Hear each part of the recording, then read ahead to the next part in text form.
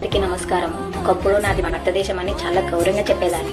ఇప్పుడు భారతదేశంలో ఉండాలంటేనే భయం అవుతుంది. ఎందుకంటారా, మన భారతదేశంలో ఈజీగా రేపులు జరుగుతాయి, కిడ్నాపులు అయితే, బాత్రూమ్లలో సీసీ కెమెరాలు పెడతారు.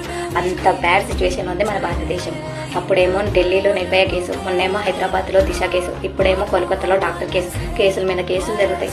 ఒకప్పుడు మన మహాత్మా గాంధీ గారు మనకి నిజమైన స్వాతంత్రం ఆడపిల్ల అర్ధరాత్రి 12 గంటలకు బయలుదేరితేనే నిజమైన స్వాతంత్రం వచ్చిందని చెప్పారు కదా. 12 గంటలకు అవసరం లేదండి, 9 నుంచి 5 వరకు నార్మల్ డ్యూటీ టైంలో కూడా బయటికి వెళ్ళి తిరిగి రావాలంటే ప్రాణాలు అరచేతిలో పెట్టాల్సి వస్తుంది. బయటికి వెళ్ళిన వాళ్ళకి తిరిగి ఇంటికి వస్తామో లేదని చాలా భయం వస్తుంది. అంత బ్యాడ్ సిచ్యువేషన్లో ఉన్నాము. ఈ సిచ్యువేషన్ కారణం ఏంటంటే పేరెంట్స్ టచ్ మొబైల్ ఇంత బ్యాడ్ సిచ్యువేషన్కి వచ్చిందనమాట. పేరెంట్స్ ప్రతి ఒక్క మగపిల్లడికి కానీ బయట తిరిగే ప్రతి ఒక్క ఆడపిల్లని చెల్లెలతోటిది ప్రతి ఒక్కరు నా అమ్మని చూసుకోమని ప్రతి ఒక్కరు వాళ్ళ పిల్లలకి మంచిగా చెప్పాలి. టచ్ మొబైల్ ఇవ్వడం కాదు, చాలా మంచిని చూస్తున్నారా చెడుని చూస్తున్నారా అబ్జర్వ్ చేసి పిల్లలు ఎలాంటి దారిలో పోకుండా తప్పు దారిలో పోకుండా చూసుకోవాల్సింది